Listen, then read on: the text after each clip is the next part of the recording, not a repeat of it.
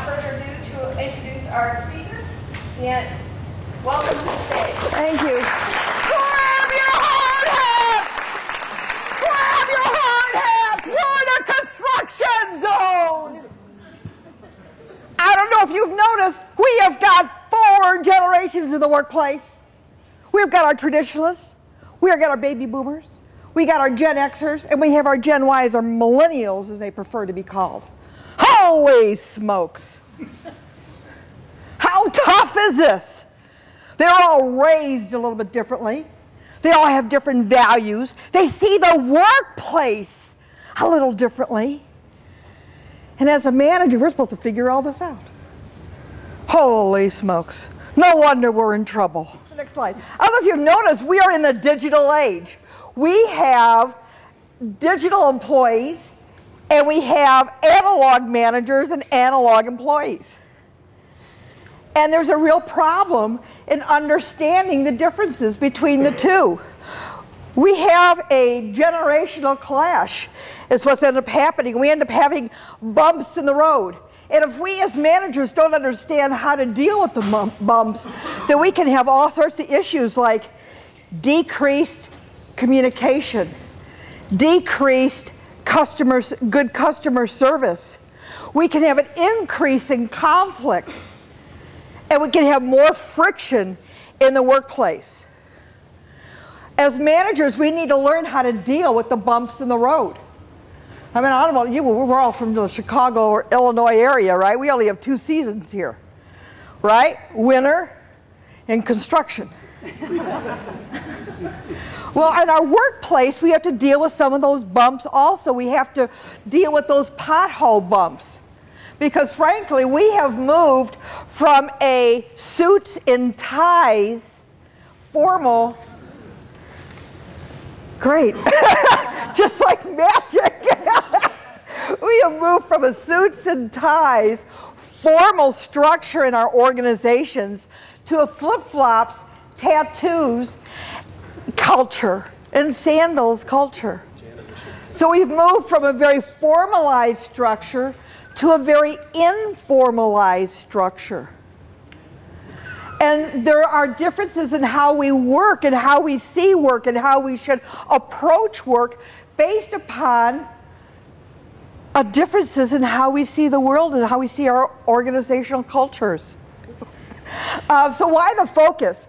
There are 80 to 100 million millennials entering the workforce. 80 to 100 million. The millennials are on the front lines right now of our organizations, but they are the future and success of our organizations in the future. For all of us who are not millennials, we need to learn how to communicate more effectively with the new generation of workers. You notice I'm saying we need to learn how to work with them. I bet this is ringing true for you millennials. The officers are going, yeah. Yeah. We need to learn how to work with them. You may see them as sloppy, lazy, undisciplined, arrogant, cocky, unwilling to pay their dues, right? But on the flip side, they see you as screamers and yellers. They see you as rude, rigid, bureaucratic, and totally unflexible. That's pretty accurate. Let's stop right here. How many of you think I am talking about strictly the millennials? No one's raising their hand. No one's afraid this is a trick question. Well, it is. This information, believe it or not, was published in Life magazine 1968 about the boomers. In fact, the traditionalist generation said, oh, the world is going to come to an end when the boomers get in power. They are so undisciplined, they are so cocky, they are so arrogant, they will never be able to lead our country. They will never be able to manage an organization. Every generation has said and used the same terminology for the next generation. And yet, for some reason, us boomers are so arrogant that we think it's all about their problem, and not realizing that that was said about us as well. And you have a booklet in your packet of materials. It has a green cover on the front. In this booklet, we have tons of information in there. You may want to turn to the first or second, third page, I think it is. I'm just going to look on with you. There we go. Where it says Meet the Generations. Great. Meet the 4 generations. This may be a place if you want to take notes. This is yours to take home. We're going to be covering a lot of material here, so you can go ahead and take notes in there. So let's meet the 4 generations. First of all, we have our traditionalists. The traditionalists are born particularly between 1922 and 1945. Now, I am going to be talking about the generations in a global way. Do know that I'm not trying to stereotype any particular group. These are just general tendencies that we have seen in research and working with the 4 different generations.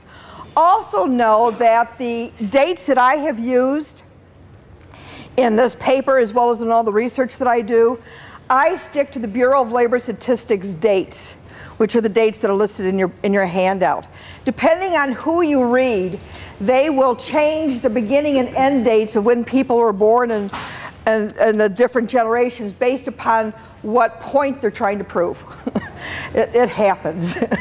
I have stuck to the Bureau of Labor Statistics, and that's what I'm going with. So just kind of hang with me here. So traditionalists, 1922 to 1945. Baby boomers, 1946 to 1946 to 1964. Generation X, 1965 to 1980. Millennials, 1981 to 2000. What I'd like to play now is name that generation. And the next sheet of in your handout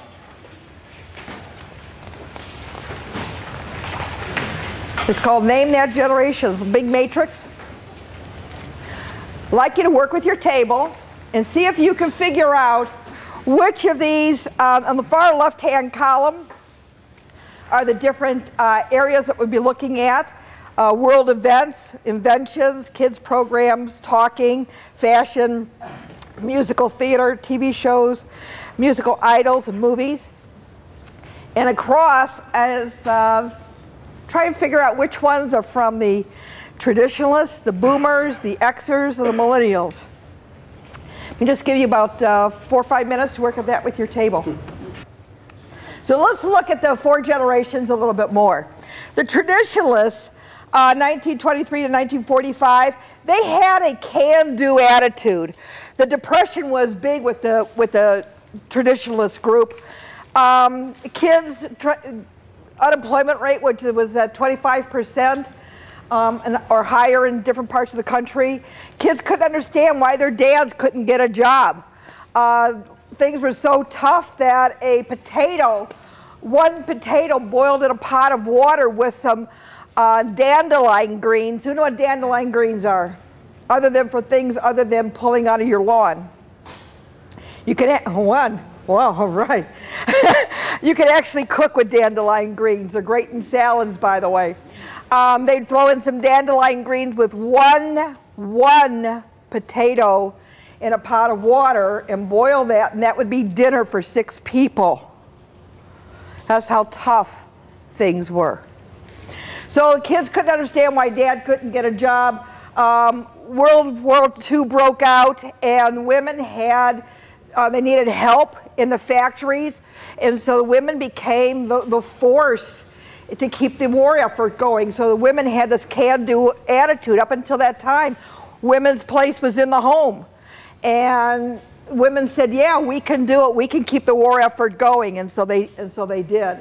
The Cold War, fear of the Cold War, was huge during this time. I don't know if you can see this really well, but this is a bunch of kids hiding, duck and cover in a gymnasium or in the hallways of a school for fear that if there was an atomic bomb situation, that would somehow save them. It was just a way of life. What was really big for entertainment was the radio. Bing Crosby, Bob Hope, Buck Rogers was one of the shows that was listened to all the time with this group. Let's go on. Talk about the boomers, 1946, 1964. With the boomers, we had our black and white TVs. Who can understand this Indian here where it says, please wait? Anybody remember that? The big Indian on your TV? TV wasn't on 24 hours a day, for some of you who don't know that. We actually had to wait for our show to come on, and we would all sit around our little black and white TV sets waiting for our favorite shows, whether it be Roy Rogers and Dale Evans or whatever, Captain Kangaroo or whatever show we were going to watch. And at midnight, TV went off. And the last thing that was played at midnight was the Star Spangled Banner, and you see the flag waving, and some of us would actually stay up on those days and just, and then we'd get the Indian again until the next day when we would have television again. So it was a very, very different way of looking at life. We saw